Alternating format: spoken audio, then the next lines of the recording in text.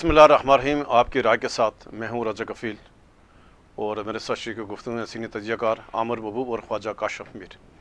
नाज़रीन, जम्मू कश्मीर जॉइंट अवामी action committee की 29 सितंबर को जो लॉकडाउन हड़ताल और उससे जुड़े हुए सारे सवालात और अब तक क्या अपडेट है, इस पर हम तफसील से बात करेंगे। फिर वज़ीर-ए-आज़म पाकिस्तान शहबाज शरीफ ने अभी यूएन जनरल असम्बली से ख़िताब किया और एक बार फिर जो कश्मीर का मुकदमा, पाकिस्तान का मुकदमा भरपूर तरीके से आलमी अवान में पेश किया, इसके ऊपर हम तफसील से जो बात करेंगे। नाज़रीन, जो जॉइंट अवामी एक्शन कमेटी की जो एहतजाजी तहरीक है उसके हवाले से आज नीलम में एक जो बंदे की गिरफ्तारी हुई है, दूसरा जो दिरकोट में एक मुकदमा दर्ज हुआ है कि इनके ऊपर यानी संगीन जन दफात लगा कर मुकदमा दर्ज हुआ है।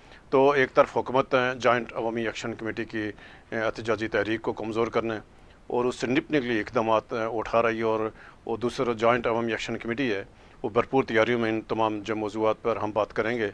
तो आगाज़ करते हैं जो वज़ीर-ए-आज़म पाकिस्तान शहबाज शरीफ के जो यूएन में ख़िताब हुआ। अमर साहब, आपने वज़ीर-ए-आज़म पाकिस्तान का ख़िताब अभी सुना है, तो कैसा लगा? एक बार फिर उन्होंने भारत को मुज़ाकरात की पेशकश की है कि आए जंग तो हम जीत गए हैं और आए हम बातचीत करते हैं, कश्मीर समेत तमाम तनाज़ात को हल करते हैं।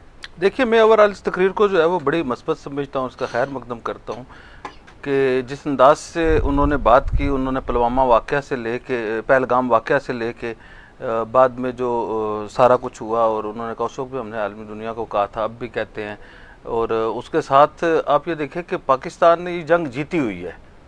या तो ना पाकिस्तान ने हारी हो जंग, तो फिर ये बात है कि जो गुरूर और तकब्बर था। अब क्योंकि इंडियन का गुरूर और तकब्बर तो खाक में मिल चुका है, तो ऐसी सूरत हाल में पाकिस्तान ने एक बड़ी ही जिम्मेदाराना कौम होने की हैसियत से और उसके सरबराह मुमलिकत की हैसियत से उन्होंने अभी भी अमन की बात की, अभी भी मुज़ाकरात की बात की, अभी भी मिल बैठ के उसकी बात की है, और साथ उन्होंने ये भी कहा है कि कश्मीरियों को हक़ खुदरादियत मिल के रहेगा। तो मैं ये समझता हूँ कि जो जितनी कुछ इन हालात में बात करनी चाहिए थी उतनी बात कर दी गई है। उन्होंने कौम मुत्तहिदा को अपने वादे भी याद करा दिए हैं। तो इस तकरीर को मैं ओवरऑल जो है वो अच्छी समझता हूँ, क्योंकि ऐसे सिनेरियो में जब उससे थोड़ी देर पहले इसराइल के वज़ीर-ए-आज़म ने किया, क्या कहते हैं, अपने ख़िताब करने लगे, तो पूरी उम्मत मुसलमा भी के मालिक भी चले गए, हाल खाली हो गया। और शहबाज शरीफ साहब के आने के बाद, क्योंकि उस वक्त टेंस सूरत हाल क्रिएट हो गई थी, शहबाज साहब के आने के बाद जो है जिस अंदाज से वो हाल भी उसमें काफ़ी जो है तादाद में मेम्बरान आ गए, और जिस अंदाज से उन्होंने पाकिस्तान जिंदाबाद के नारे लगे, मैं ये कह रहा हूँ कि जिस अंदाज से उन्होंने मुख्तसर वक्त में एक बड़ा ही कम्प्रिहेंसिव जो है मौक़िफ़ और वो दिया। और अब ये पाकिस्तान राय साहब, ये पिछले साल वाला पाकिस्तान नहीं है।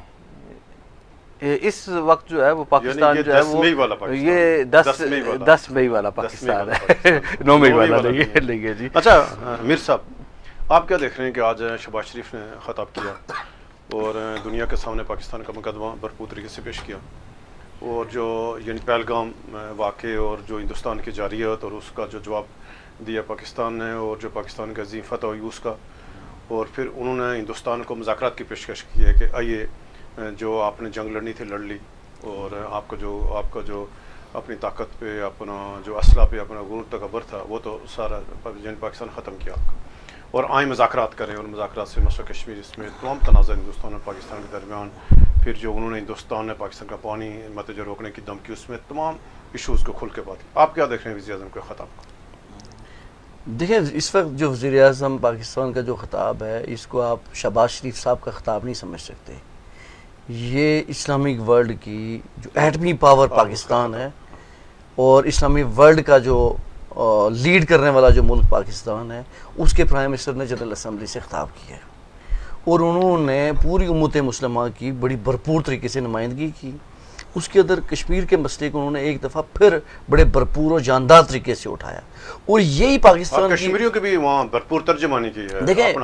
देखें, कश्मीरियों के हवाले से पाकिस्तान ही वो वाहिद मुल्क है, वो सारा है कि जो दुनिया के हर प्लेटफार्म के ऊपर कश्मीरियों के हक़ खुद इरादियत के ऊपर बात करता है। यही वो फ़र्क है मकबूजा कश्मीर के अंदर और आज़ाद कश्मीर के अंदर और ओवरसीज़ के या अंदर हिंदुस्तान और पाकिस्तान के दरमियान ये कश्मीर तफरीक के है केस में ये कि फर्क है। पाकिस्तान माफज के तौर के ऊपर हमेशा से सामने रहा और हिंदुस्तान हमेशा से काबज़ के तौर के ऊपर मुसल्लत रहा। ये एक बड़ा फ़र्क जो कश्मीरियों के समझने के लिए है। इख्तलाफात हो सकते हैं, इख्तलाफात हुकूमतों की पॉलिसियों से हो सकते हैं, सियासी पॉलिसियों से, रवैये से हो सकते हैं, लेकिन being a state of Pakistan, 25 crore अवाम के मुल्क के पाकिस्तान ने हमेशा से कश्मीरियों का बड़ा भरपूर साथ दिया है। और आज जो वज़ीर-ए-आज़म पाकिस्तान की जो अक़वाम मुत्तहिदा के अंदर जो तकरीर थी, वहाँ पर ना सिर्फ कश्मीर, वहाँ पे फ़लस्तीन, वहाँ पे दहशतगर्दी, वहाँ पे दुनिया के अंदर जितने भी बड़े मसाइल हैं, माहौलियाती तनाज़ात हैं, उनकी भी बात की। और उन्होंने फील्ड मार्शल का भी नाम लिया और जो एयर चीफ मार्शल थे उनका भी अपनी तकरीर के अंदर उन्होंने नाम लिया कि उनको सराहा कि हमने किस तरह से भारत को के 7 तैयारे गिराए। और ये सिर्फ 7 तैयारे नहीं गिराए, बल्कि ऐसा भी तौर पे अपने से 7 गुना बड़े मुल्क को हमने शिकस्त दी है। अब वो जो उन्होंने मुज़ाकरात की जो खासकर जो दावत दी है, देखिए भारत को दुनिया के अंदर सफारती तनाई का शिकार हो गया है। वो 2 रीज़न्स की वजह से कि एक तो वो एक जारे मुल्क इसराइल का साथी है और दूसरा वो कश्मीरियों के साथ जुल्म करता है और तीसरा उसने एक नैरेटिव अपने आप को बना के रखा था कि मैं दुनिया की तीसरी बड़ी पावर बन गया हूँ। तो उस नैरेटिव को पाकिस्तान ने तोड़ा है जंग के दौरान। और उसके बाद आप देख रहे हैं कि भारत को न सिर्फ अंदरूनी मसाइल हैं बल्कि पूरी दुनिया के अंदर जो भारत है वो अकेला पड़ गया है। अब उसके पास पाकिस्तान से मुज़ाकरात के अलावा कोई उसके पास दूसरा चांस बचा नहीं है। उसे बात करनी पड़ेगी पाकिस्तान के साथ। पहले तो वो ये कहता था कि ये कौन है, हम इनके साथ बात नहीं करेंगे, वो हमारा नाम तक नहीं लेता था। अब औकात में आ गया, अपनी औकात में आ गया। जो अमर साहब जिस औकात का जिक्र कर रहे हैं तो वो उसके ऊपर भी इसके बाद आते हैं। अच्छा अमर साहब, अच्छा एक तो आज उन्होंने अमेरिकन सदर का बड़ा जो उन्होंने जंगबंदी में किरदार अदा किया वो भी उन्होंने बड़ा ही कम्प्रिहेंसिव, और इससे ये लगता है राय साहब कि ना सिर्फ उन्होंने उम्मत मुसलमान के हवाले से और बल्कि उन्होंने अमेरिका को भी कैरी किया हुआ है। जो अमेरिका और भारत दूर होते जा रहे हैं, पाकिस्तान और अमेरिका करीब होते जा रहे हैं, इसी तरह जो है दूसरी तरफ उम्मत मुसलमान जो है वो भी जो है करीब होती जा रही है। और काफ़ी अरसे बाद बज़ाहिर लगता है कि पाकिस्तान की जो खारजा पॉलिसी है वो दुरुस्त सिमत के ऊपर जो है वो गामजन है। अच्छा अमर साहब, अभी हम आते हैं कि एक तरफ तो आज शहबाज शरीफ ने और यानी फील्ड मार्शल साहब ने जो अमेरिका के दौरे पे हैं, एक तो सदर ट्रंप के साथ उन्होंने मुलाकात की और भरपूर इस्तकबाल हुआ। यानी पाकिस्तान की तारीख में जो एक और अच्छा जो है ना इस्तकबाल हुआ। और आपकी एक तो यानी दूसरी तरफ आते हैं कि अब जो आज़ाद कश्मीर है, यानी जिसमें अभी यानी चंद पॉलिसी की वजह से जो हुकूमत आज़ाद कश्मीर की उसकी इक़दामात की वजह से वज़ीर-ए-आज़म अनवर हक की जो है ना गुज़श्ता 27 माह की पॉलिसी की वजह से आज़ाद कश्मीर इंतशार की तरफ, और जो 29 सितंबर की एक्शन कमेटी की हड़ताल है, आप क्या देख रहे हैं कि एक तो हम आते हैं कि क्या जो मुज़ाकरात का अमल जहाँ से टूटा था परसों, क्या दोबारा बहाल होने का कोई इम्कान है? और जो ख़तरा है आज़ाद कश्मीर में कि जो हुकूमत अर्दरमी में गायब है, वज़ीर-ए-आज़म आज़ाद कश्मीर बातचीत करने के तैयार नहीं है, वज़रा उनको यानी उस यानी अदम जाने दिलचस्पी का मुजाहरा करें।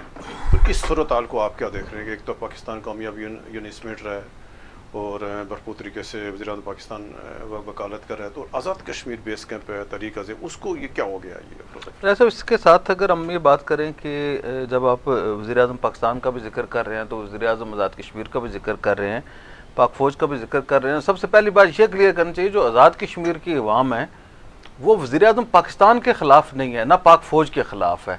वो वज़ीर-ए-आज़म पाकिस्तान और पाक फ़ौज की जानिब से एक कठपुतली जो उधर बैठाया हुआ है उसका उनके साथ इशू है कि वो बंदा जो है वो मुसलसल जो है वो ज़्यादती भी कर रहा है, मिसकमिटमेंट भी कर रहा है और लोगों के साथ।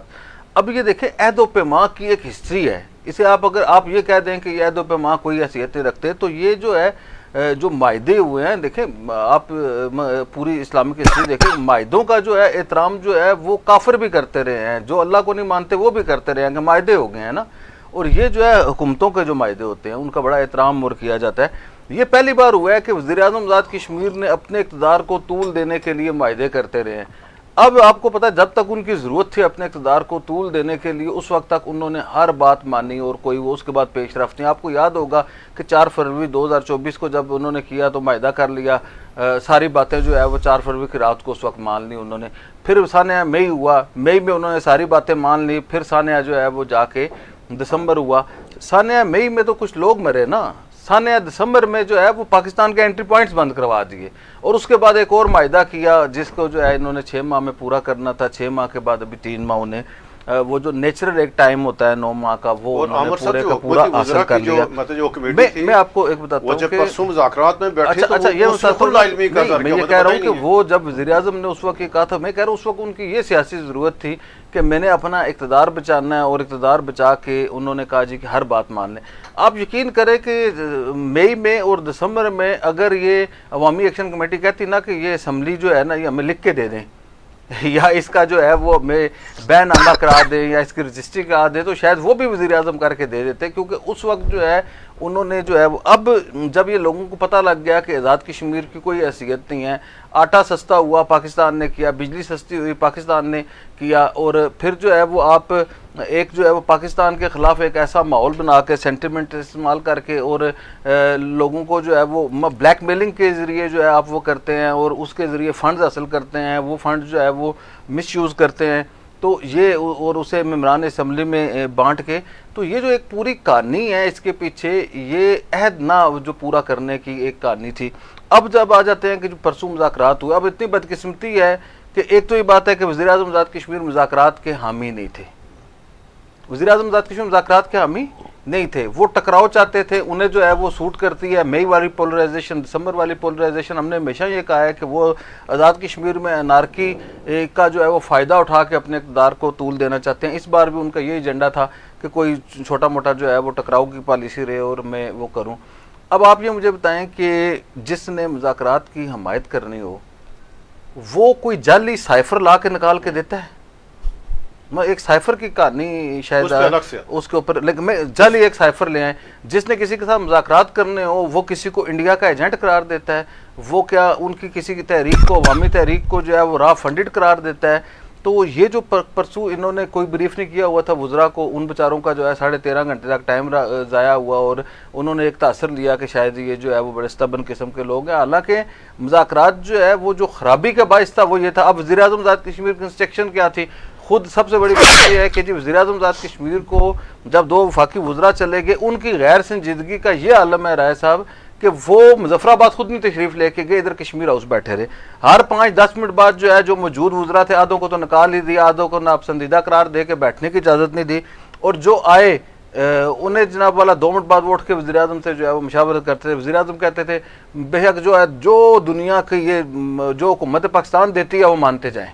वो उन्होंने उस मुज़ाकरात को अपने अहदाफ जो है, जो अपने वो फाइनेंशियल अहदाफ थे और जो वो पैसे लेना चाहते थे हुकूमत पाकिस्तान से, फंड्स लेना चाहते, उन्हें उनका हदफ बनाए रखा, और जो चीज़ें थी उसके ऊपर जो है वो आके आ गया, और आखिर पे वही बात उन्होंने की कि मैं नहीं कहता था कि ये बात नहीं मानेंगे। मैं पूरी जो है मुज़ाकरात को नाकाम करने में भी वज़ीर-ए-आज़म आज़ाद कश्मीर का किरदार था, आज़ाद कश्मीर हुकूमत का किरदार था, और इन मुज़ाकरात तक नौबत लाने में वो भी सारे का सारा एक बंदे का किरदार है। और मगर जो सारा कुछ देख रहे हैं वो सिर्फ एक बात नहीं देख रहे कि बुराई की जड़ कौन है और उस मसले का हल क्या है। अच्छा मीर साहब, आज आपने देखा कि वज़ीर-ए-आज़म साहब ने 2-3 इंटरव्यूज़ दिए, और वो यानी उनका मैं एक इंटरव्यू यानी देख रहा था कि वो कह रहे हैं 38 निकात हैं, उसमें से वो मर्ज़ी के 2-3 निकात उठाकर वो जो इंटरव्यू मतलब जो लेने वाले को वजात कर रहे थे, तो वो नहीं बता रहे थे ये कि भाई जो हमने उनके साथ 8 दिसंबर को जो हुकूमत ने मायदा किया उस पर अमल दरमद क्यों नहीं हुआ, उसके क्या वजूहत थी।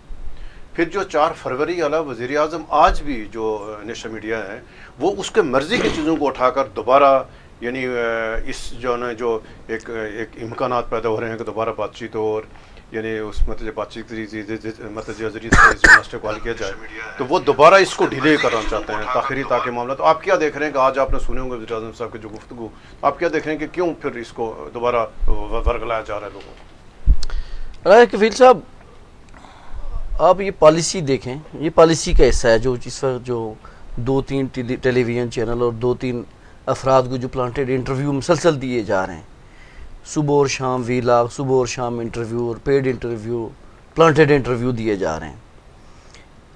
वो वज़ीर-ए-आज़म साहब को मैं ऑफ़र करता हूँ कि आप आएँ, पब्लिक में आके प्रेस कॉन्फ्रेंस करें, आज़ाद मीडिया के सामने आएँ, आप नेशनल प्रेस क्लब में, हम आपको दावत देते हैं, आप आएँ और आगे साफ़ियों के सवालात के जवाब दें। आपको अगर चंद चेहरे पसंद नहीं है तो बहुत से चेहरे तो ऐसे हैं कि जिनसे आपका कोई मसला नहीं है।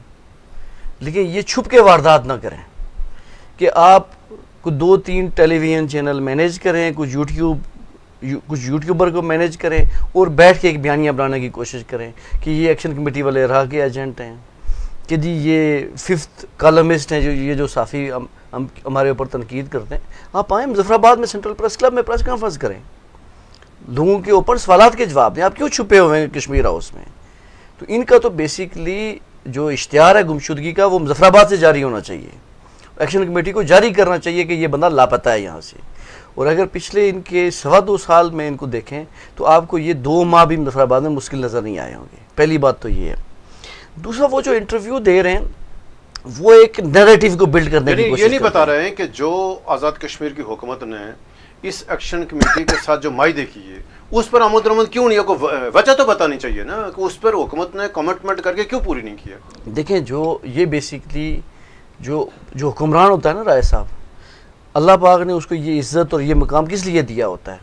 वो इसलिए दिया होता है कि वो अपनी समझ बूझ के मुताबिक जितने भी लोग हैं, जितने भी स्टेक होल्डर हैं, उनको एतमाद में लेके चलता है और वो मशावरत करता है। वो अकेले फैसला नहीं करता या 1-2 लोगों को साथ रख के अपने एजेंडे के ऊपर नहीं चलाता।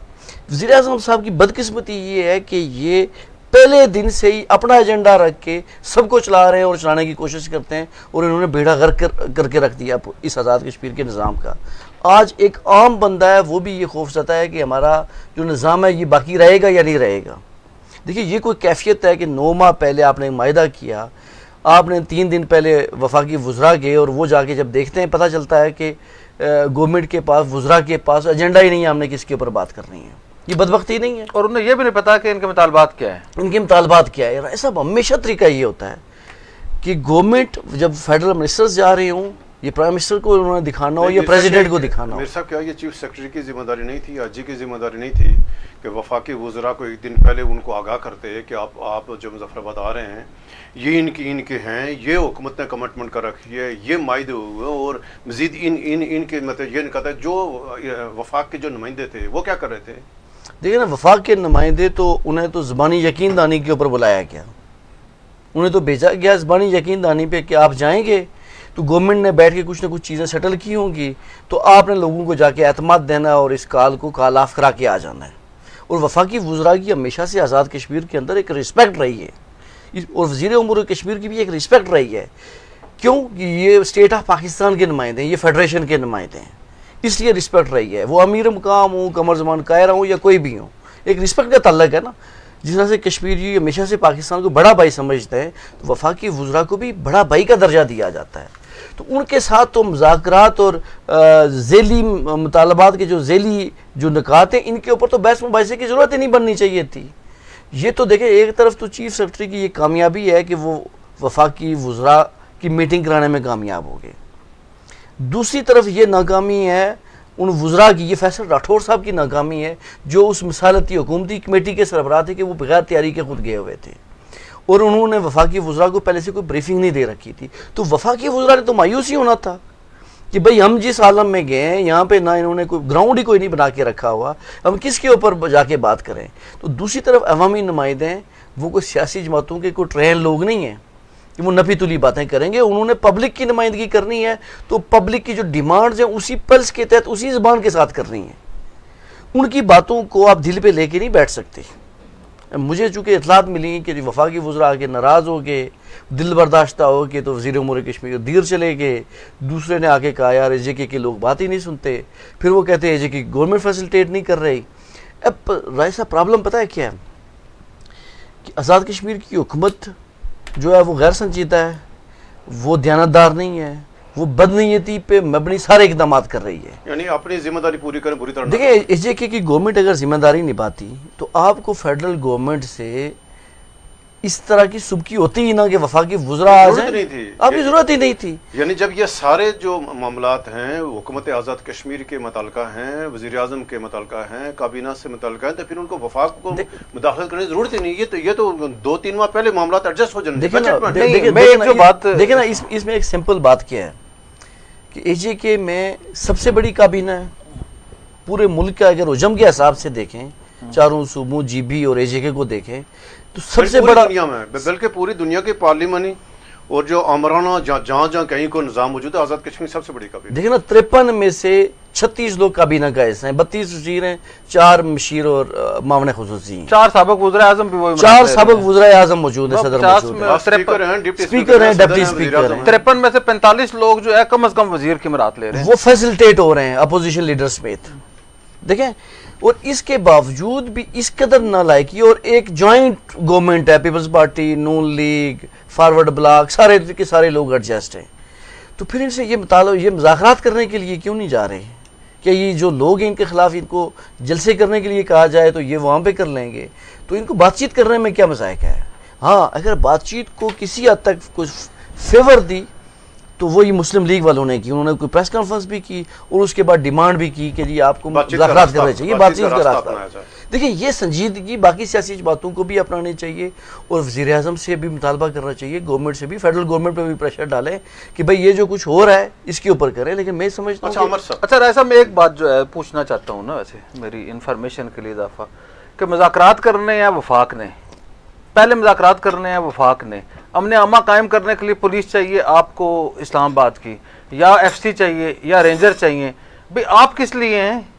आपकी क्या जस्टिफिकेशन है? आपकी हुकूमत की क्या, आपके सदर की क्या जस्टिफिकेशन है? वज़ीर-ए-आज़म की क्या जस्टिफिकेशन है?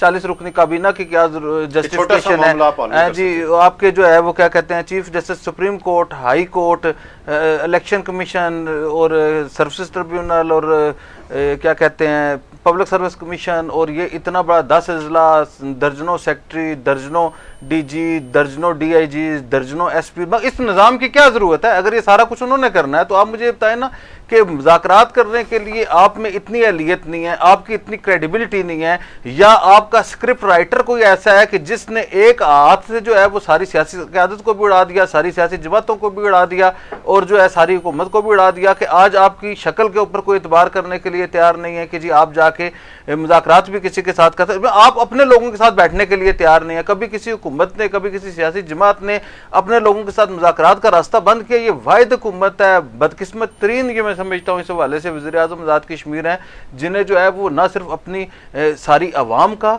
बल्कि अपनी तमाम सियासी जमातों का, अरकान असम्बली का, सबका एतमाद खो चुके हैं, फिर भी ढिठाई के साथ कहते हैं जी कि मैं बंदे 27 बैठे तो मैं वो कर लूँगा। अच्छा मीर साहब, ये जो कुछ 2829 माह से जो ड्रामा लगा हुआ आज़ाद कश्मीर में, और जो हाइबर निज़ाम इस टाइम जो आज़ाद कश्मीर मौजूद है, तमाम जो जमातें हैं हुकूमत का हिस्सा भी हैं और वज़ीर-ए-आज़म पर एतबार भी नहीं कर रही हैं, पाकिस्तान पीपल्स पार्टी है, मुस्लिम नून है, बाकी जमातें हैं।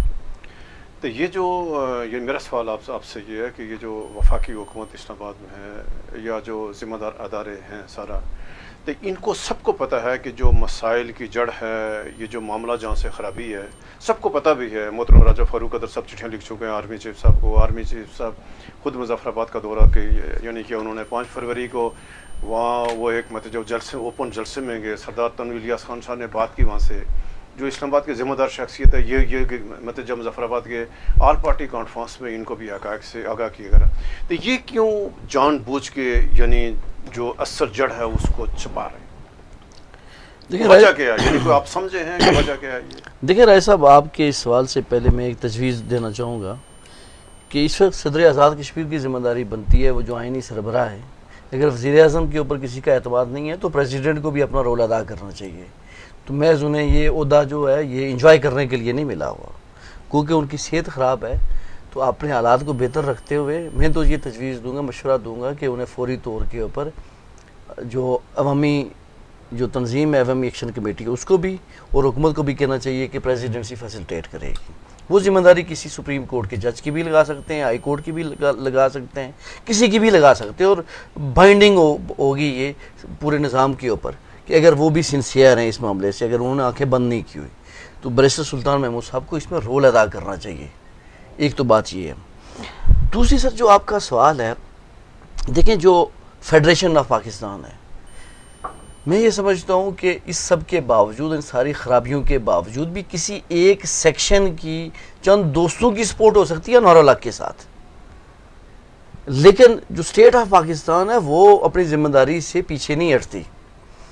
और इस वक्त भी जो आज़ाद कश्मीर में हालात चल रहे हैं, अगर ये अनवारुल हक साहब के ऊपर और उनके दोस्तों के ऊपर छोड़ा होता तो ये 23 और 24 से ग्रैंड ऑपरेशन आज़ाद कश्मीर के अंदर शुरू हो चुका होता, अगर ये उनके ऊपर रहती।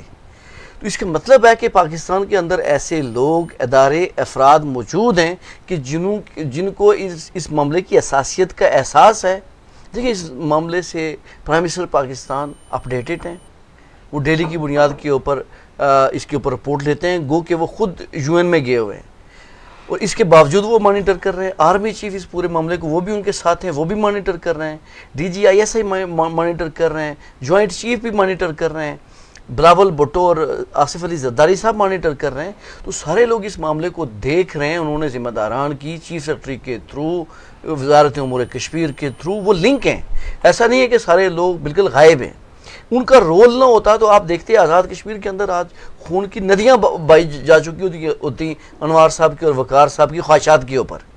तो इसका मतलब है कि लोग मौजूद हैं, इदारे मौजूद हैं, जाग रहे हैं और ये कोई गलत फहमी में न रहे कि आज़ाद कश्मीर के अंदर यहाँ से आप इस्लामाबाद से फोर्स भेज के या मकामी फोर्सेस लगा के लोगों को फतह करने के लिए आप खून की होली खेलेंगे। इसकी आपको स्टेट ऑफ पाकिस्तान के जिम्मेदार इदारे और अफराद कभी भी इजाज़त नहीं देंगे। ये सवाल ही पता नहीं होता। दूसरी बात है अनवार साहब की। तो अनवारुल हक साहब को चंद दोस्तों ने किसी इंटरेस्ट की बुनियाद के ऊपर बचा के रखा होगा, वरना उनकी ये क्वालिटी नहीं है।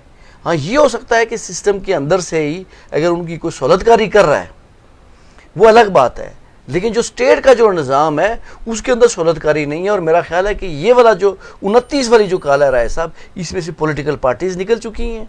उन्हें अपने कारकुन, अपने रहनुमाओं को नोटिस दे के पार्टियों से फारग करके अलहदगी इख्तियार कर लिया। जो अनवार साहब उनके ऊपर इल्ज़ाम लगाते थे कि इन अवामी एक्शन कमेटी के खिलाफ राजा फारूक हैदर हैं, इनके खिलाफ तनवीर इलियास पैसे लगा रहे हैं, इनके खिलाफ KPP है, इनके खिलाफ मुस्लिम कॉन्फ्रेंस है, इनके साथ मिले हुए हैं। अब वो पार्टियाँ हो गई हैं साइड पे, जो एक्शन कमेटी के साथ जो लोग खड़े हैं वो बिल्कुल सामने खड़े हैं।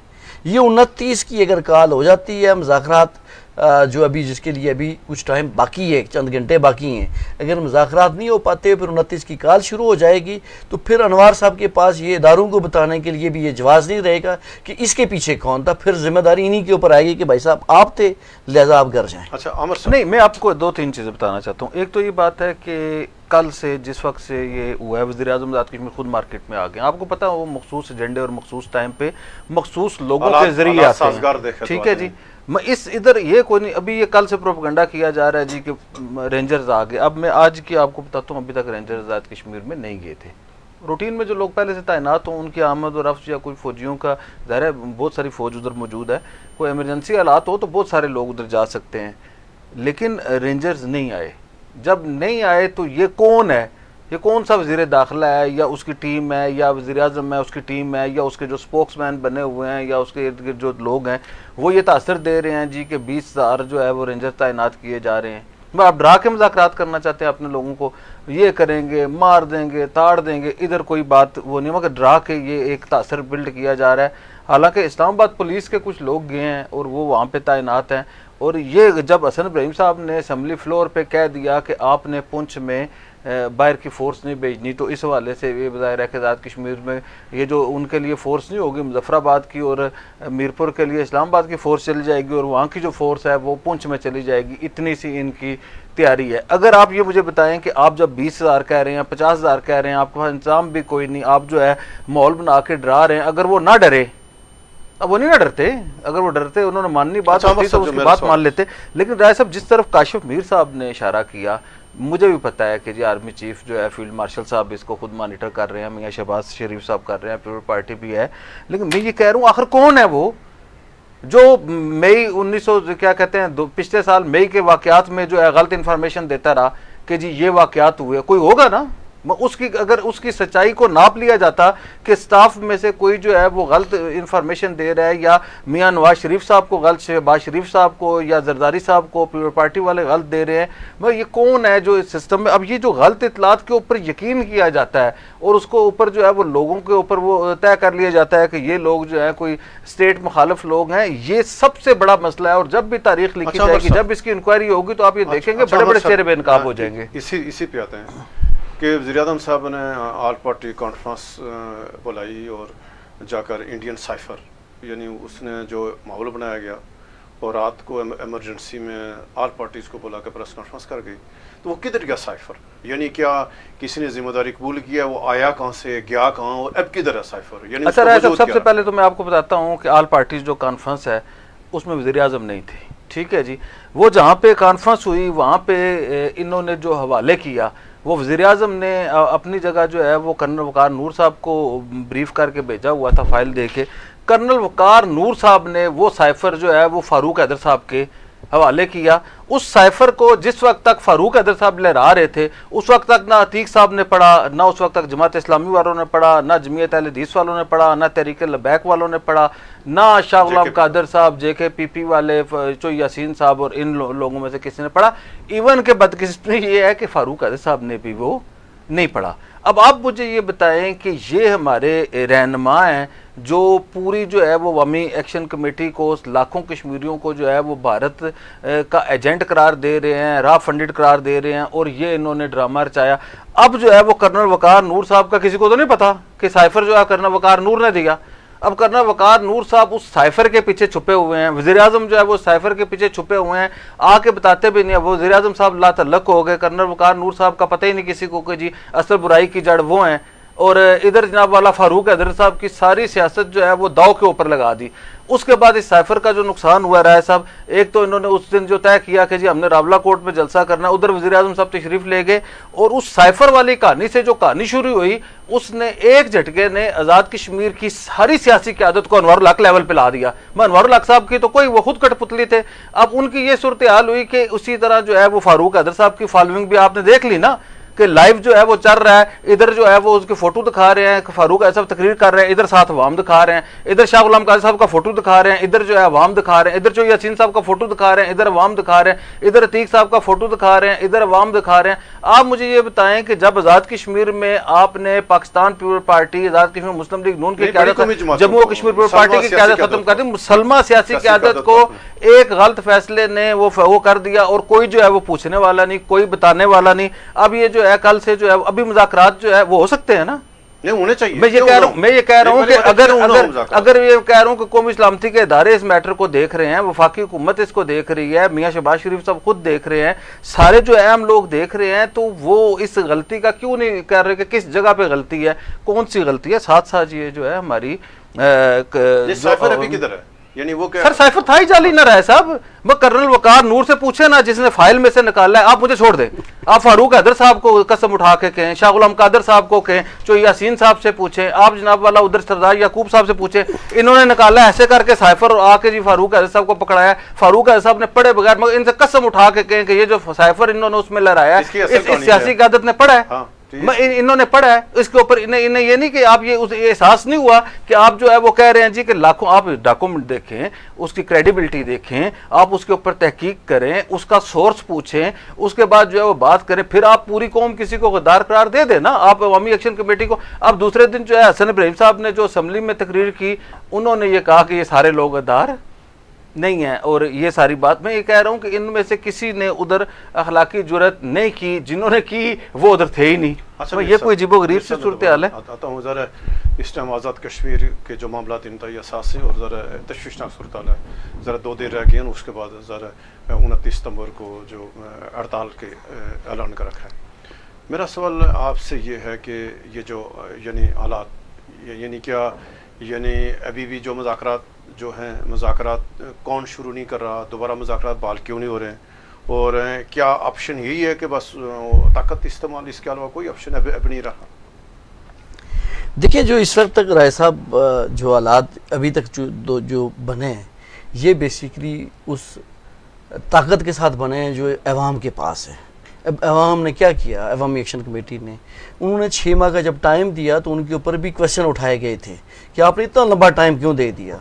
उन्होंने इसके दौरान यूनियन काउंसिल और वार्ड के लेवल तक भी अपना तंजीमी जो स्ट्रक्चर था लोगों को जोड़ दिया। अगस्त को तहरीरी जो निकात थे, वज़ीर आज़म साहब को डायरी नंबर लगा के भेज दिया, डायरी नंबर हमारे 2 अगस्त को कि हम 29 को हमारी लॉकडाउन का काल होगा। ठीक है, तो वो इनकी गैर संजीदगी थी कि इन्होंने इन्हें मुज़ाकरात कर लेने चाहिए थे ना, एहतमाम उज्जत के लिए ही कर लेने चाहिए थे कि ये लोगों की रिजर्वेशन है, हमने इनसे मायदे कर रखे हैं। वो अपनी तकरीरों में हुकूक और फ़राइज़ सबको याद कराते हैं, लेकिन उन्हें अपने फ़राइज़ से वो भूले हुए हैं। वो चूँकि कॉन्स्टिट्यूशनल पोस्ट के ऊपर है, उन्होंने हल्फ लिया हुआ है। जब हल्फ लिया हुआ है तो फिर आप ये नहीं कर सकते कि अपनी जिम्मेदारियों से आप पीछे हट जाएं। एक तरफ आपने इलेक्शन कमीशन ना लगा के आईनी बुरान पैदा किया हुआ है कि ये इदारों के सरबराहान नहीं है, पूरी गवर्नमेंट जो है वो एहतजाज के ऊपर चल रही है, कभी पुलिस एहतजाज कर जाती है, कभी मुलाजमीन कर जाते हैं। कल डॉक्टर्स की एसोसिएशन आज़ाद कश्मीर की थी, उन्होंने कहा कि जी हम भी एहतजाज पे जा रहे हैं, गजेटेड ऑफिसर्स एसोसिएशन एहतजाज के ऊपर जा रहे हैं। तो उनकी जो तवज्जो है वो इस्लामाबाद की कोई मखसूस सरगर्मियाँ हैं जिनके अंदर गुजर रही है। इसके अलावा मुजफ्फराबाद देखें ना, आज़ाद कश्मीर का कैपिटल कहाँ पे है? मुजफ्फराबाद है, या वो मुजफ्फराबाद रहे मुजफ्फराबाद होना चाहिए नहीं, गैर जरूरी के अलावा रूटीन में भी उन्हें वहां पे होना चाहिए। अगर वो कह रहे हैं मैं फोर्सेस इकट्ठी कर रहा हूं अपनी आवाम को कुटाने, देखे ना यहाँ से अगर वो फोर्सेस इकट्ठी करने की कोशिश करेंगे, इसके बावजूद भी मैं ये समझता हूँ कि वो जो गवर्नमेंट ऑफ पाकिस्तान है, जो सूबे हैं, उन्हें आज़ाद वो अनवारुल हक साहब की ख्वाहिशात के ऊपर उन्हें लोगों की मार पिटाई के लिए, खून खराबे के लिए फोर्सेज नहीं देंगे। देखें, जो भी इख्तलाफ हो सकता है गवर्नमेंट ऑफ पाकिस्तान से, वो इख्तलाफ पॉलिसियों के ऊपर हो सकता है, लेकिन आज़ाद कश्मीर के लोगों के साथ स्टेट ऑफ पाकिस्तान हमेशा से खड़ी रही है।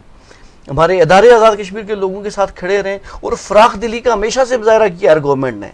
शहबाज शरीफ साहब ने एक ही दिन में 23 अरब रुपये उठा के दे दिया, तो यही जिम्मेदारी होती है। और इस दफ़ा भी प्राइम मिनिस्टर पाकिस्तान की ऑफिस ने अवामी एक्शन कमेटी को संजीदा लेते हुए उनको लेटर लिखा, एक रिस्पेक्ट दी और मुज़ाकरात के ज़रिए से मसला हल करने की कोशिश की जा रही है, कोशिश की जानी चाहिए।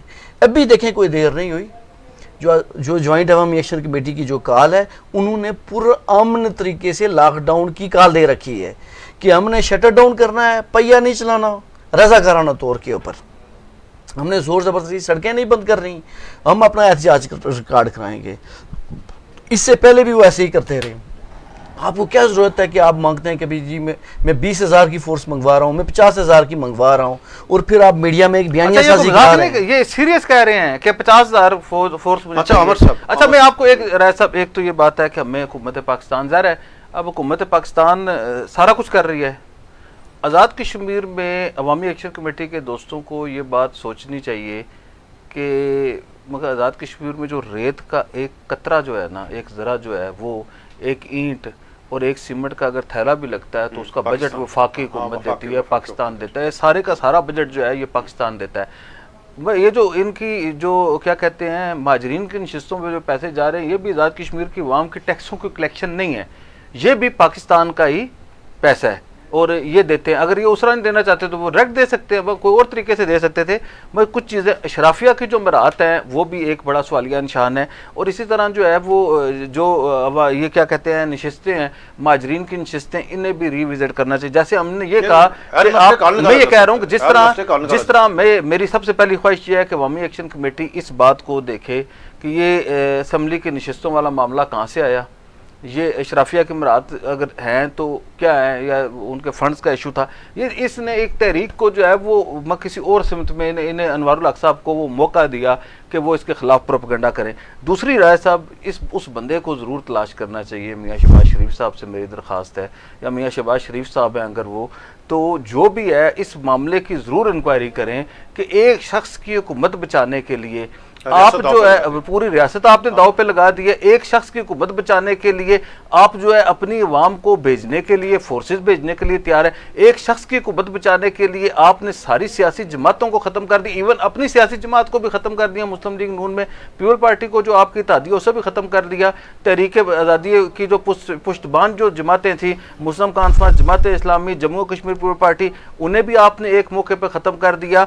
और वो कौन है जो आज़ाद कश्मीर में हर तरह की अनार्की को फेस करने के लिए तैयार है, डिस्टेबलाइजेशन को फेस करने के लिए तैयार है? सिर्फ जो है एक बात का एहसास नहीं किया जा रहा। जैसे मैं ये कह रहा हूं ना कि अवामी एक्शन कमेटी वाले इस बात का एहसास करें कि ये सारे जो मुतालबात जो उससे उनके बुनियादी उसके साथ नहीं जुड़ते, इसी तरह इस बात का क्यों नहीं वफाक जो है हुकूमत पाकिस्तान, कौमी सलामती के इदारे के, वो इस बात को क्यों नहीं देख रहे कि असल बुराई की जड़ क्या है, असल में प्रॉब्लम क्या है? मगर जब तक ये प्रॉब्लम की तरफ नहीं जाते तो आप राय साहब ये ऐसे ही होगा होगा, जो बंदा अनवारुल हक को, जो बंदा कर्नल वकार को, उसके ऊपर जो तनकीद करेगा उसे वो दूसरे दिन किसी ना किसी तरह घेर कर के जो है वो इंडिया का एजेंट करार दे देते हैं, रा फंडेड करार दे देते हैं, किसी ना किसी के ऊपर जो इल्जाम लगा देते हैं। बस सिर्फ जो है इस जात कश्मीर में जो है वो आब जमजम से नहाए हुए और धुले हुए सिर्फ अनवारुल हक साहब और कर्नल वकार नूर साहब हैं, और इन्हें कोई इस रियासत में नहीं नजर आता जिन्होंने तबाही उतार दी है।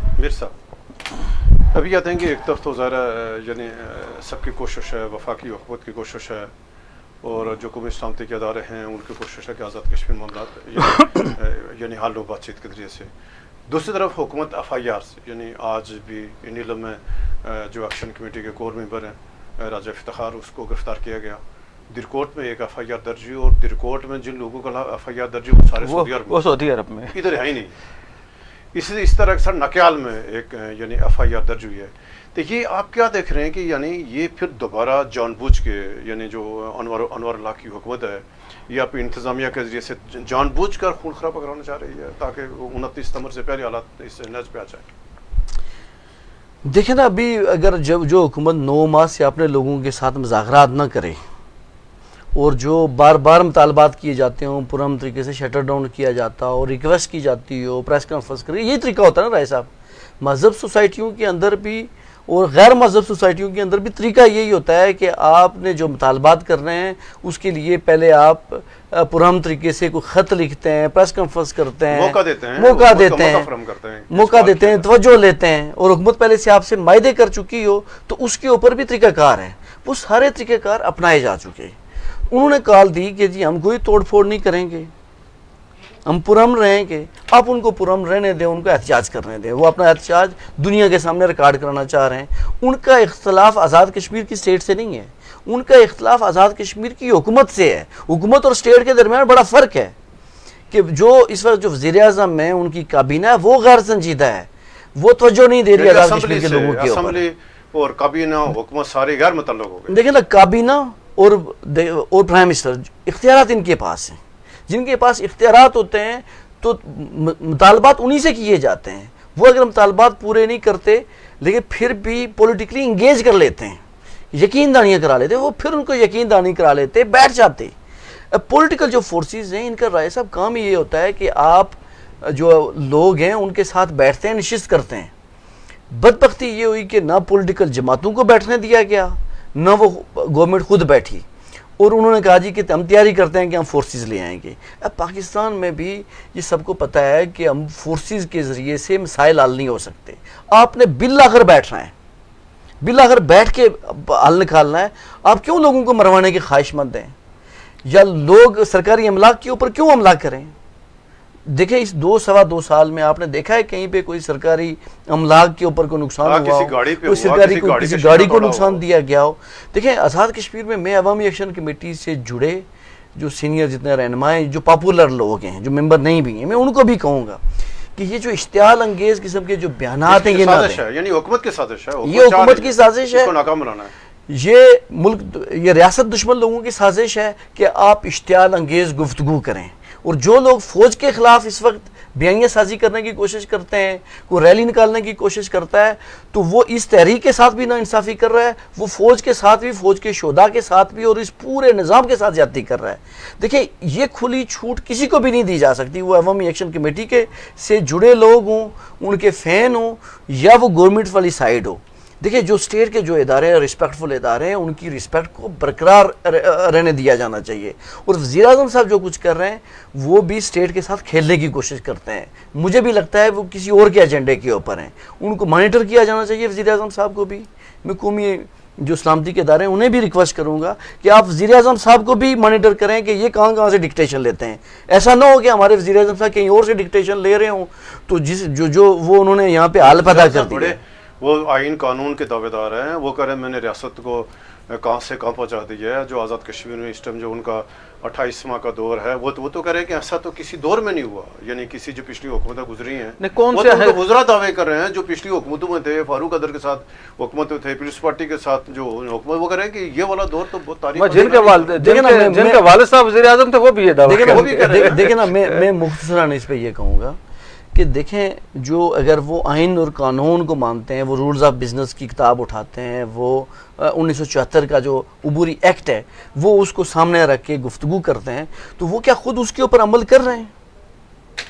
उन्हें ये जानना चाहिए कि मैं क्या इसके ऊपर अमल कर रहा हूँ, मैंने जो हलफ लिया था इसके ऊपर उस आइन के तहत कोई एक मसला लो, 2-3 मसले पेश एक भी नहीं हुआ। चीफ इलेक्शन कमीशनर किधर गया, मेंबर इलेक्शन कमीशन किधर गया, यानी सर्विस ट्रिब्यूनल किधर गया, यानी जो मामला इस वज़ीर आज़म के दौर में आया कोई एक मसला हल हो गया। देखिए ना, मैं जजेस की पोस्टें खाली हैं, क्या हुआ? देखिए ना, मैं बहुत दूर की बात नहीं करता।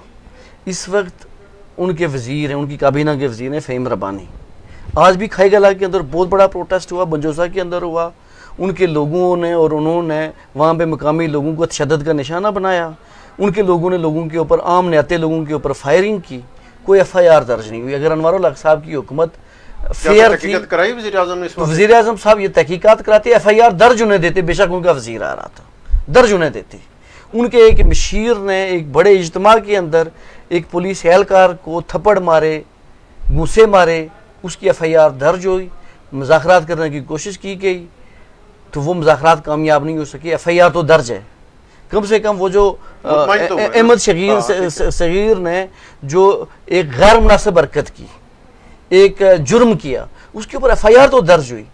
इनके काबीना को आप चेक करें, ऐसे आपको कितने लोग मिलेंगे आसिम भट्ट समेत कि जिनके डोमिसाइल स्टेट सब्जेक्ट जाली निकल आए, साबित हो चुके, ये उनको प्रोटेक्ट किए हुए हैं। इनके एक वजीर को हाई कोर्ट ने उनके खिलाफ फैसला दे के तो उन्हें मुकदमा दर्ज का हुक्म दिया, यानी जो साने जो 4 बिहाड़ हुआ था वो बलोच में वो ये जो कर रहे हैं वो जफर मलिक साहब का ना, मैं जफर मलिक साहब का भी करता हूँ। देखिए, मीर अकबर साहब भी नायल हुए। मीर अकबर साहब नायल हुए, उनकी असेंबली से उनको डी-सीट कर दिया गया, लेकिन इसके बावजूद भी वो वजीर रहे, उस पूरे दौरानिया में भी वजीर रहे, बाद में भी रहे। तो फिर आप आइन और कानून को तस्लीम करते हैं तो फ़हीम रब्बानी के ऊपर सबसे पहले आपको FIR दर्ज करानी चाहिए। देखिए ना, ये FIR दर्ज होगी, बाद में फैसला होगा ना। मीर साहब जो पिछली FIR हुई थी 4.5 उनकी गिरफ्तारी के भी नहीं हुआ, देखिए ना, अमल दरमद नहीं हुआ। देखिए ना, उनकी गिरफ्तारी के भी अहकामात आए नहीं हुए। जफर मलिक साहब के ऊपर FIR हैं, अमर यासीन के ऊपर FIR हैं। इनकी आप काबीना चेक करें, आपको पता चलेगा कि आधे से ज्यादा लोगों के ऊपर तो बहुत ही संगीन किस्म के केसेस बने हुए हैं। तो बेसिकली केसेस बन जाते हैं, लेकिन उन्हें जो सामने नजर आता है राय साहब, उसके ऊपर आपको फर्स्ट इंफॉर्मेशन रिपोर्ट दर्ज कराने में क्या मज़ायका है? अगर तो वो जुर्रत का मुजाहरा करते तो सबसे पहले अपने मशीर को बरतरफ करते, जिसने सबके देखते हुए थप्पड़ दे मारा एक स्टेट की मशीनरी के हिस्से को। लेकिन वो कपड़ों के बगैर था ना, वर्दी में नहीं था ना, जो भी था, लेकिन आप किसी को ये तो चले बाद में साबित हुआ। अमर साहब, अच्छा नहीं, मैं देखो आज यानी 2-3 वाक़ात हुए। एक तो नीलम में उन्होंने जो एक्शन कमेटी के जो कोर मेंबर हैं उसको मतलब FIR दर्ज करके मुकदमा दर्ज कर दिया, और फिर दिरकोट में एक FIR दर्ज होती है, फिर यानी नाकियाल में एक FIR दर्ज होती है। तो आप क्या देख रहे हैं कि ये क्यों बुखलाहट का शिकार है? सब एक तो ये बात है कि वो बच्चे जिनके बारे में FIR है को बता रहा था कि वो सऊदी अरब में थे। अब आप ये बताएं कि जिस रियासत में जो वकूआ सऊदी अरब में हो, अब ये नहीं है वो है कि आज़ाद कश्मीर में दुनिया में किसी हिस्से में भी जो वकूआ हो उसके ऊपर आप FIR दे सकते हैं। एक तो ये बात है। दूसरी ये बात है, अब ये बौखलाहट है, लेकिन इनकी क्रेडिबिलिटी नहीं है ना। जब आप अपने सब इंस्पेक्टर जो अदनान शहीद हुआ था उसके कातलों को या उसका तलाश नहीं कर सके, आपने जो लोग नामजद किए उनको मिन्नतें कर करके रात को जो है अपने आला तरीन इंतजामी अफसरान को भेज के वकालतनामे साइन करा के पता ही नहीं किस वक्त उनकी किसने जमानत ली और किस तरह मुकदमात खत्म हुए। तो इस तरह के मुकदमात यही हैं कि ये पहले 100 थे, अभी 102 हो गए। इनकी क्रेडिबिलिटी तो कोई नहीं है ना। लेकिन या मैं ये समझता हूँ कि वज़ीर आज़म आज़ाद कश्मीर और जो उनके वज़ीर दाखिला हैं वो ये चाहते हैं किसी तरह भी करना वकार नूर साहब के ये जो मुज़ाकरात का अमल ये था, जो आज कोशिश हो रही थी कि आज मुज़ाकरात दोबारा हो जाएं या कल हो जाएं। और आप यकीन करें कि हमारी कौम ने, पूरी जो रियासत ने, जहाँ पे अवामी एक्शन कमेटी गलत हुई है उससे किसी ने सही कहा है? आपने सही कहा है कि जी वो अगर वो गलत है तो वो गलत है, हुकूमत जहाँ पे गलत है तो वहाँ पे गलत है। इन मुज़ाकरात की सूरत में वो ये चाहते थे कि ये मुज़ाकरात दोबारा ना हो और ऐसे काम कर लिए जाएं कि उनके कुछ लोग गिरफ्तार कर लिए जाएं, उनके खिलाफ मुकदमा दर्ज कर लिए जाएं, ताकि जनाब वाला जैसी वो बात करे तो वो इश्तिहाल में आके जो है वो मुज़ाकरात करने से इनकार कर दें। फिर मैं आपको बताता हूँ कि ये जो आज माहिदा हुआ कि खाई गल्ला पे हमला सऊदी अरब पे हमला पाकिस्तान पे और पाकिस्तान पे हमला सऊदी अरब पे, इसी तरह अब ये जो है वो खाई गल्ला पे हमला जो है वो बंजोसा पे हमला समझा जाएगा, बंजोसा का हमला जो है वो खाई गल्ला पे समझा जाएगा। कल अली सोल्जर वाले ये कहेंगे, उसके बाद नकियाल वाले कहेंगे जनाब वाला खुरट्टे पे हमला, नकियाल पे हमला है। तो ये जो है ये रियासतों के अंदर जो है ये मुनासिब बात नहीं है। दूसरा राय साहब, आइन और कानून जिसकी हुक्मरानी पे वज़ीर आज़म यकीन रखते हैं, जिसके ऊपर ये काबीना यकीन रखती है, वो ये बताना तो पसंद करे ना कि ये आइन कहाँ पे कहता है कि जी आप जो है वहाँ पे शहरी आज़ादी नहीं है, शख्सी आज़ादी नहीं है, सहाफ़ती आज़ादी नहीं है। जब अवामी एक्शन कमेटी ये कह रही है कि हमारा जो है एहतजाज पुरअमन होगा, हम पुरअमन एहतजाज से कौन सा आइन रोकता है? वो कहते हैं हम पुरअमन एहतजाज करेंगे, ये कहते हैं जहाँ हम 20,000 जो है वो मंगाएंगे, हम 3-4,000 पहले मंगा चुके हैं, पुलिस फोर्स 20,000 जो है वो रेंजर्स मंगाएंगे। मतलब ये वो कहते हैं कि हम जो है पुरअमन रहना चाहते हैं, ये कहते हैं उनको मारें, इन्हें एक बार जो है वो सबक सिखाएं। वो कहते हैं हम जो है वो एक अवामी हकूक़ की तहरीक हैं, ये कहते हैं जत्थे हैं। वो कहते हैं जी कि हम जो है वो हुकूमत के साथ माहिदे हैं, ये कहते हैं ये इंडिया के गद्दार हैं, ये रा फंडेड है। मैं आज़ाद कश्मीर के अंदर जब कोई शख्सी आज़ादी नहीं होगी, कोई शहरी आज़ादी नहीं होगी, कोई सहाफ़ती आज़ादी नहीं होगी, और जब कोई बोलेगा उसे आप जो है गैर मुल्की एजेंट करार देंगे, और वज़ीर आज़म आज़ाद कश्मीर और उसकी काबीना के लोग और बाद जो है अंदेश में समझूंगा कि जो पॉलिटिकल पार्टी की लीडरशिप है वो बगैर देखे सुने समझे, मैं कहता हूं कि अगर आप सुन लेते तब भी कोई बात नहीं, उसे पढ़ लेते तब भी कोई बात नहीं थी, उस पर तहकीक नहीं की थी, आपको वो साइफर को देख तो लेना चाहिए था ना। आपने ये जो करके अपने आप को इज्तिमाई तौर पर फारग किया। लेकिन रियासत जो है शहजाद, अपना रियासत में और अनवारुल हक में फ़र्क है। मैं फिर दरख्वास्त करूँगा कि आज़ाद कश्मीर के अंदर, रियासत के अंदर जब से ये तारीफ़ आई है कौमी मुफाद की कि कौमी मुफाद का मतलब अनवारुल हक है, इसने जो है वो रियासत को जो है उसके निज़ाम को बरम कर दिया है, इसने वहाँ पे पाकिस्तानियत को नुकसान पहुँचाया है, इसने नज़रिया ला के पाकिस्तान को वहाँ पे कमज़ोर किया है, वहाँ पे जो है वो पाकिस्तान की अफवाज को बदनाम करने की साजिश की है। मैं ये समझता हूँ कि इस मामले को ज़रूर देखना चाहिए कि ये जो हमारे लिए, आपके लिए, सिविल सोसाइटी के लिए, अवाम के लिए, सियासतदानों के लिए, सियासी जमातों के लिए और बाकी लोगों के लिए, तमाम लोगों के लिए ये जो नेशनल इंटरेस्ट की नई तारीफ अनवारुल हक का आई है, ये हमारी समझ में नहीं है। इसकी ज़रूर तहकीक होनी चाहिए, इसकी ज़रूर जांच होनी चाहिए, और ये भी ज़रूर देखना चाहिए कोई फैक्ट फाइंडिंग कमीशन बना के कि असल में बुराई की जड़ कौन है। वो असल में बुराई की जड़ अगर अवामी एक्शन कमेटी है, उन्हें फांसी पर लटका दे, लेकिन अगर कोई और है तो उसका भी कोई ना कोई बंदोबस्त करें। बहुत शुक्रिया आमिर साहब, आपका शुक्रिया, अमीर साहब शुक्रिया। ये था आज का हमारा प्रोग्राम। और इस टाइम जो आज़ाद कश्मीर हालात हैं या जिस तरह हालात को ले जाया जा रहा है, तो ज़ाहिर है वो बाइस तशवीश हैं, और ये हुकूमत पाकिस्तान की ज़िम्मेदारी है, और जो यानी कौमी सलामती के इदारे हैं जो इस्लामाबाद में हैं उनकी ज़िम्मेदारी है कि आज़ाद कश्मीर की जो यानी रवायत रही है गुज़श्ता, यानी वहाँ रवादारी की सियासत है, भाईचारे की सियासत है, इज़्ज़त एहतराम का रिश्ता है। और जितनी मुश्किल हालात क्यों उन्होंने इस्लामाबाद में हुकूमतें बदलती जो रहती हैं, लेकिन आज़ाद कश्मीर इज़्ज़त एहतराम का रिश्ता है, और यही जो इज़्ज़त एहतराम है जो कश्मीरियों को पाकिस्तान के साथ जोड़े रखी हुई है। और हिंदुस्तान इस 78 सालों के दौरान तमाम तर वसाइल इस्तेमाल करने के बावजूद हम अपने हर प्रोग्राम में ये कहते हैं कि हिंदुस्तान एक भी शख्स को आज़ाद कश्मीर या गिलगित बल्तिस्तान ने नहीं ख़रीद सका जो हिंदुस्तान का झंडा उठाकर हिंदुस्तान के हक़ में बात करे। तो ये जो कश्मीरियों की मोहब्बत पाकिस्तान के साथ है, ये किसी की वजह से नहीं है, ये अपनी चॉइस से है, और ना किसी अदारे की वजह से, ना किसी शख्स की वजह से, ना किसी हुकूमत की वजह से है। ये जो कश्मीरियों की पाकिस्तान के साथ मोहब्बत है, ये उनकी चॉइस से है, उनके दिल से पाकिस्तान की मोहब्बत है। और कश्मीरियों ने 78 साल में इस मोहब्बत को साबित किया है कि इंतहाई मुश्किल तरीन हालात के बावजूद कश्मीरियों ने पाकिस्तान के साथ वफा निभाई है। तो मौजूदा जो इस टाइम आज़ाद कश्मीर के हालात हैं, ये एक हुकूमती पॉलिसी की वजह से हैं, ये सारे के सारे मामला गवर्नर्स की वजह से हैं कि मौजूदा जो हाइबर निज़ाम आज़ाद कश्मीर में मसलत किया गया, ये नाकाम हो गया, ये अपनी जो अहमियत खो चुका है। तो लिहाजा बजाय जो मसले का जड़ है, जो मसाइल, जो मसले की बुनियाद है, इसके ऊपर बात की जाए। हम कौमी इस्लामती के इदारों से भी गुजारिश करते रहेंगे, हुकूमत पाकिस्तान से भी यानी गुजारिश करेंगे कि आज़ाद कश्मीर जो सियासी अदम इस्तेकाम है, जो तमाम सियासी जमातों को गैरफाल कर दिया गया है, जो वहाँ के सियासी निज़ाम को, भाईचारे को, उसको तहस नहस कर दिया गया, इसके ऊपर बात की जाए और मसले का हल निकाला जाए। हम जॉइंट अवामी एक्शन कमेटी के जितने भी ज़िम्मेदार हैं, हम उनसे गुजारिश करेंगे कि जो आपके 38 निकात हैं, ये सारे के सारे जो निकात हैं, ये कश्मीरी अवाम की ज़रूरत हैं और ये उनकी चॉइस है। तो हम गुजारिश करेंगे कि इस पर हट दरमी ना की जाए, जो मुतालबात फौरी यानी जो हुकूमत आज़ाद कश्मीर ने आपके मुतालबात तस्लीम कर रखे हैं, पहले फ़ेज़ में उसके ऊपर अमल दरामद यकीनी करें होना चाहिए। हुकूमत आज़ाद कश्मीर ज़िम्मेदारी हैं। अब जो बकिया मामलात हैं जिसमें यानी माजरीन की नशिस्तें हैं, बाकी मामला आइडल के मनसूबे हैं, इसके ऊपर एक आला सतह कमेटी बननी चाहिए, कमीशन बनना चाहिए, ताकि इसके ऊपर यानी बातचीत की जाए। एट दरमी हम एक्शन कमेटी के तमाम जितने भी लोग हैं ज़िम्मेदारान, हम उनसे गुजारिश करेंगे।